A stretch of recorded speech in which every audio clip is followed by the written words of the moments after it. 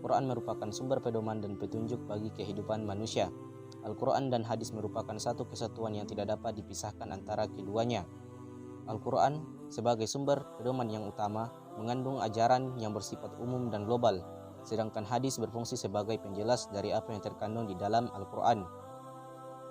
Sejarah perkembangan antara Al-Quran dengan hadis mempunyai perbedaan. Sejarah perkembangan hadis itu lebih bersifat kompleks dibandingkan dengan Al-Quran, baik itu dimulai pada masa Rasulullah SAW sampai kepada masa para sahabat dan para tabi'in.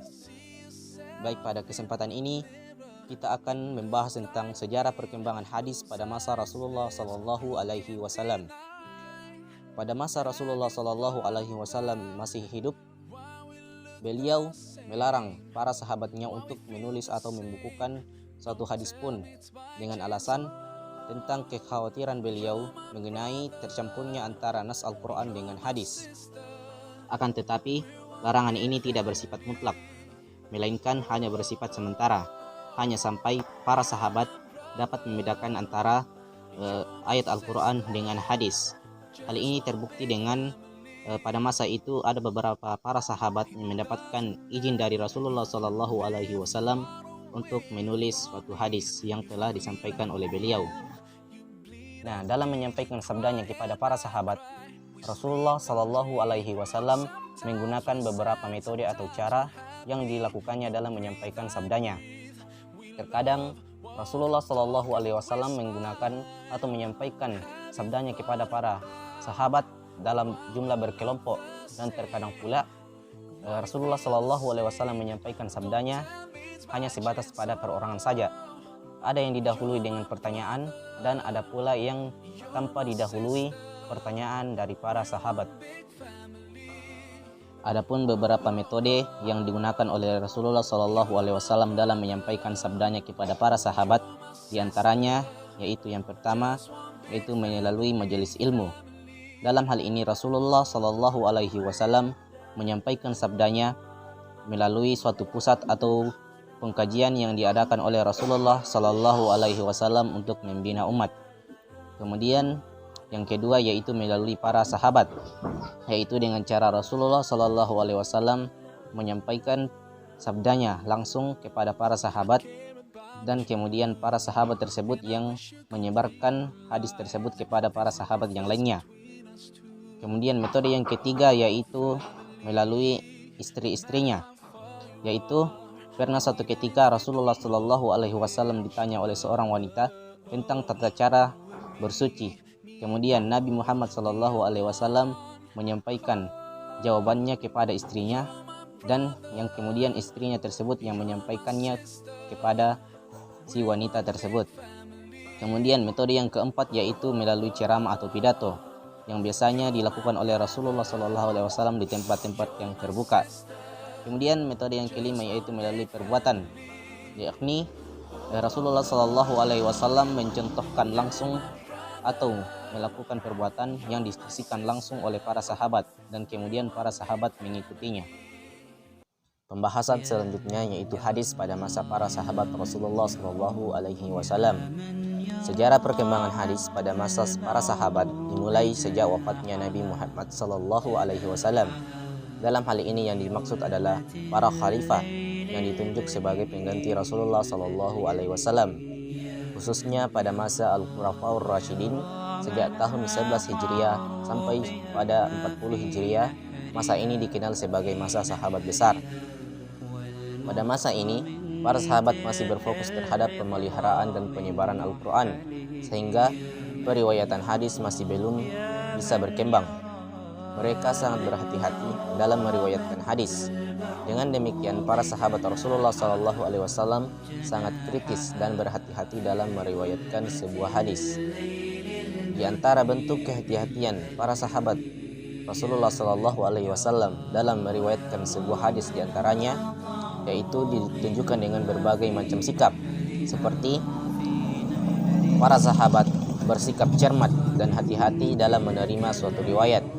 Ini dikarenakan meriwayatkan hadis Nabi Muhammad SAW merupakan hal penting sebagai wujud kewajiban taat kepadanya. Selanjutnya, Para sahabat melakukan penelitian dengan cermat terhadap periwayatan maupun isi riwayat itu sendiri.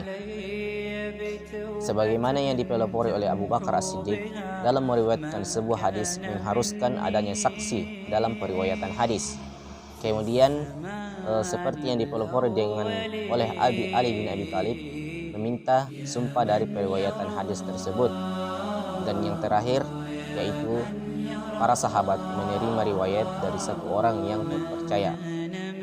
Di samping itu, ada beberapa cara para sahabat dalam meriwayatkan hadis. Di antaranya, ada kalanya dengan lafal asli, yakni melafalkan apa yang mereka terima dari Nabi Muhammad SAW dan benar-benar mereka hafal dari apa yang disampaikan oleh beliau.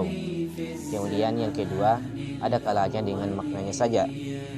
Ini maksudnya para sahabat melafalkan atau meriwayatkan hadis berdasarkan makna yang dipahami dari apa yang disampaikan oleh Nabi Muhammad SAW, karena mereka tidak menghafal lafaznya dari Nabi Muhammad SAW. Pembahasan selanjutnya yaitu hadis pada masa para tabi'in. Menurut ulama hadis, tabi'in adalah orang yang bertemu dengan satu sahabat atau lebih. Nah, pada masa ini Islam sudah menyebar sampai ke berbagai macam negara, hingga sampai ke benua Eropa, tepatnya di Andalusia, Spanyol. Para tabi'in menerima hadis dari guru-gurunya atau sahabat-sahabat Nabi dalam bentuk catatan-catatan maupun dalam bentuk hafalan.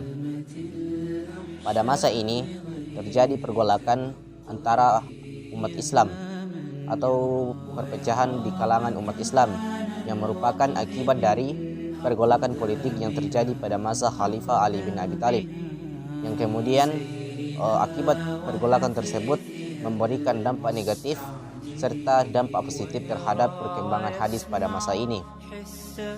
Dampak negatifnya yaitu munculnya berbagai hadis-hadis palsu, sedangkan dampak positifnya yaitu adanya upaya yang dilakukan pada masa para tabi'in ini untuk menghapuskan hadis-hadis palsu tersebut. Adapun bentuk upaya yang dilakukan oleh para tabi'in dalam memberantas hadis-hadis palsu yang bermunculan akibat dari konflik Ali bin Abi Thalib diantaranya, yaitu yang pertama, melakukan seleksi dan koreksi terhadap nilai hadis atau para periwayatnya. Kemudian yang kedua, hanya menerima riwayat hadis dari periwayat thiqah saja. Kemudian yang ketiga, melakukan penyaringan terhadap hadis-hadis yang diriwayatkan oleh periwayat. Selanjutnya, mensyaratkan tidak adanya syadz yang merupakan penyimpangan periwayat thiqah terhadap periwayat lain yang lebih thiqah. Selanjutnya, upaya yang dilakukan oleh para tabi'in yang terakhir adalah untuk mengidentifikasi hadis palsu. Mereka bertanya kepada para sahabat yang masih hidup pada masa itu. Look around yourself. Can't you see this wonder spread in front of you? The clouds floating by, the sky so clear and blue. Planets in their orbits, the moon and the sun. Such perfect harmony. Let's talk.